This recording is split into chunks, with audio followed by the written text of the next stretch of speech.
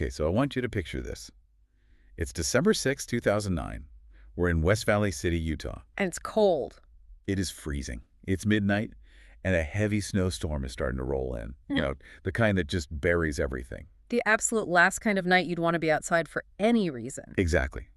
But somewhere in that storm, a young mother, Susan Powell, just vanishes. She disappears from her home. And when police finally get inside the next day, what they find is...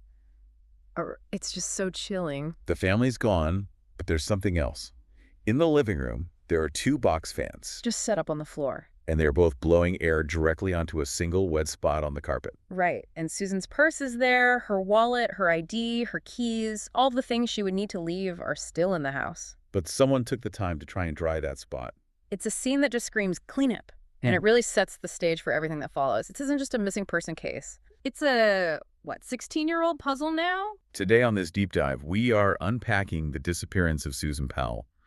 We're going to look at the initial investigation, the incredibly disturbing family secrets, and the theories that have come out years later. And a lot of this is thanks to some amazing investigative journalism, which suggests we know exactly how this happened, even though we never got a confession. And we have to approach this as a true mystery, because for so long, investigators were, kind of looking in the wrong direction. Yeah, they were searching for a body in the Utah desert when maybe the clues were pointing somewhere else the whole time. So let's go back to that Monday. Susan is missing. Her husband, Josh, and their 2 little boys, Charlie and Braden, who are only 4 and 2 years old, they're also gone. The police are thinking the worst. A family annihilation, a kidnapping. But then, that evening, a minivan just rolls into the driveway. It's Josh. He's calm. The boys are with him. They're fine. And he has Susan's cell phone sitting right there in the center console. So the detectives ask him, "Where have you been?" And the alibi he gives is, it's just laughable. It's completely unbelievable. He claims he took his 2 toddlers camping. Camping. In the Utah desert. In December. Leaving at midnight. During a blizzard. As a parent, or really just as a human being, who does that? Who takes a 2-year-old camping in the snow at midnight? Nobody. And the police knew it was a lie. He said they went to the Pony Express Trail, so detectives drive straight out there. Yeah. Nothing. Fresh snow everywhere, but no tire tracks, no campfire, no sign anyone had been there at all. So the timeline is already broken. Yeah. And then there's the excuse for work. He didn't call his boss. He just tells the cops, "Oh, I thought it was Sunday." Right. A classic, I'm just a confused, bumbling husband routine. But what was inside his minivan told a very, very different story. It wasn't camping gear for toddlers. No. Police found a gas can, tarps, and a shovel. Those are not camping supplies. Those are disposal tools. Exactly.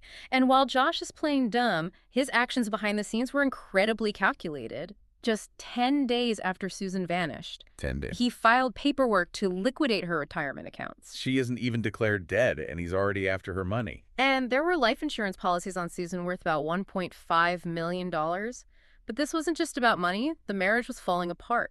We have to talk about her last will and testament. This part is just heartbreaking. Susan had a secret safety deposit box. And inside, she left this handwritten letter. It's like a voice from beyond the grave. She wrote, quote, "I want it documented that there is extreme turmoil in our marriage.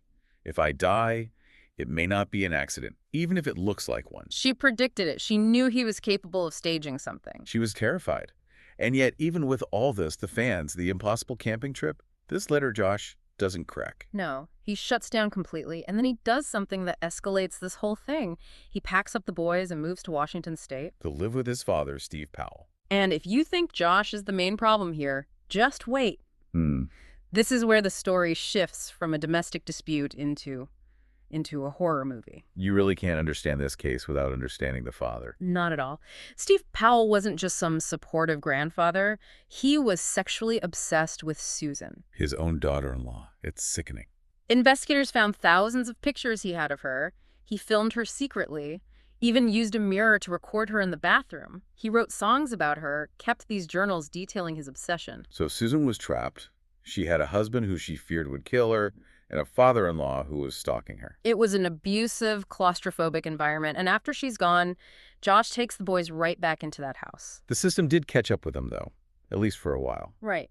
In 2012, Steve Powell was arrested for voyeurism and child pornography, but it involved neighbor girls. And because of that, Josh lost custody of Charlie and Braden. And that seems to be the breaking point for him. He's lost control. Completely. And that brings us to the most tragic day in this entire story, February 5th, 2012. A social worker brings the boys to a rental house for a supervised visit with Josh. And the kids, they're just excited to see their dad, so they run ahead of the social worker to the door. Josh opens it, lets them in, and then he slams the door in the social worker's face. And he locks it. She's outside, she's pounding on the door, she starts to smell gas, she can hear the boys crying. But it's too late. He had already planned it. The autopsy showed he attacked his own children with a hatchet before he set the house on fire. It's just absolute evil, killing himself and his sons to spite everyone. He sent one last email, just minutes before it happened. It just said, "I'm sorry. Goodbye." So now the primary suspect is dead. The only witnesses, the boys, are dead. And the case just goes completely cold. For most people, that's where the story ends. But this deep dive is about what happened next. Because the mystery of where is Susan didn't die in that fire. And this is where we have to pivot to the amazing forensic work done by investigative journalists, specifically the team behind the Cold podcast. They started digging into evidence that the police had, but hadn't fully, decoded yet. Let's talk about the melted metal. Okay, this part blew my mind.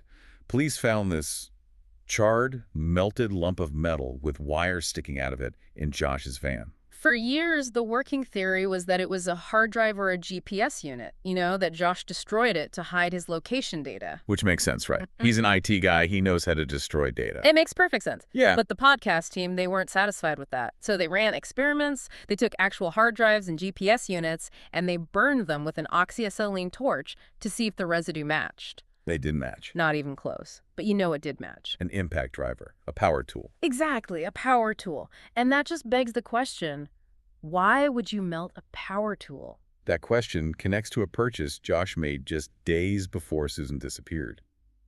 He went to a store called Airgas and bought a heavy-duty oxyacetylene torch. He told the clerk he wanted to make jewelry. With a torch that can cut through steel. Right. It was complete overkill.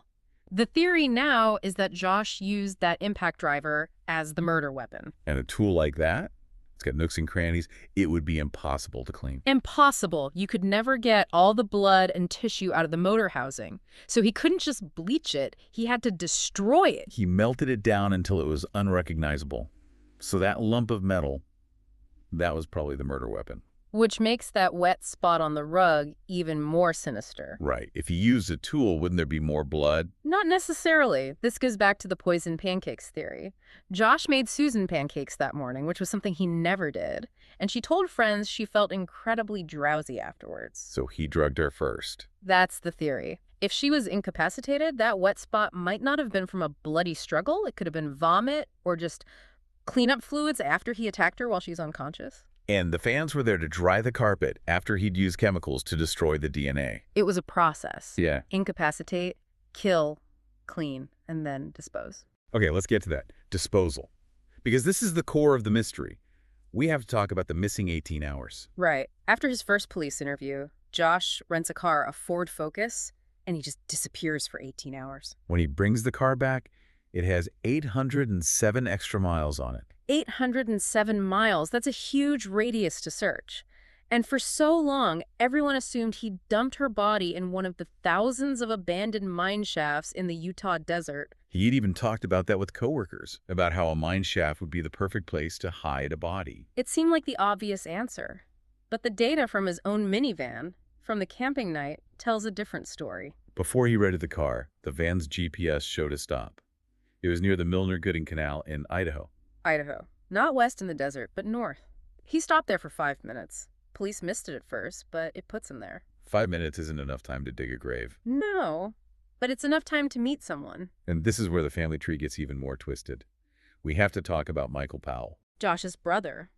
Michael was his biggest defender, all over the news, saying Josh was innocent. He was also the beneficiary of Josh's life insurance policies. And he did something incredibly suspicious with his car right after Susan vanished. He did. Michael drove a Ford Taurus, and very shortly after Susan disappeared, he had that car towed and sold for scrap. He just junked his car. He said it had problems, but yeah. Police eventually tracked it to the scrapyard. They brought in a cadaver dog, a dog named Tug. And what happened? Tug alerted to the scent of human decomposition in the trunk of Michael's car. Wow. Now, they never found physical DNA. The car was too degraded, but the dog's alert strongly suggests a body had been in that trunk. So the whole theory shifts. Josh kills Susan in Utah. He's under too much surveillance to dispose of her properly, so he drives north to Idaho to meet his brother. And Michael becomes the cleaner. Josh drives the rental car 800 miles as a decoy, while Michael puts Susan's body in his Taurus and takes her to the final disposal site. Then he crushes the car to destroy the evidence, just like Josh melted the weapon. It all fits. But unfortunately, Michael can't tell us anything either. In 2013, a year after Josh's murder-suicide, Michael killed himself. He jumped from a parking garage in Minneapolis. So Josh is dead, Michael is dead, Steve died in prison, the secrets died with him. It's an absolute tragedy. The entire male line of that family just wiped out by their own violence. I don't want to end on them, though. We have to talk about Susan's parents, the Coxes. No, they fought. They fought so hard. They sued the state of Washington for negligence, arguing that the social workers ignored all the red flags with Josh and his father. And they won. They did. In 2019, a jury awarded them $98.5 million. It was a huge statement that the system failed those two little boys. It doesn't bring anyone back, but it's some form of justice. It is, but that question still hangs over everything. Where is Susan? Technically, the case is still open. But after hearing all of this, the melted tool, the crushed car, the stop in Idaho, it really feels like everyone was looking in the wrong place for 16 years. If Michael moved the body, we could have been looking in the wrong state this whole time. It just shows you. It wasn't a perfect crime. It was just a brutal, messy crime, and they were just ruthless enough to destroy the evidence and then themselves. And that's the tragedy. The clues were there all along. So I want to leave you with a final thought on this.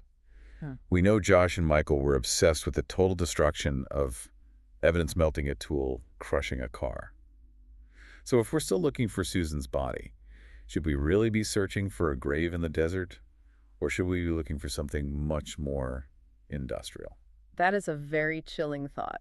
That's it for this deep dive. Thanks for listening, and stay curious.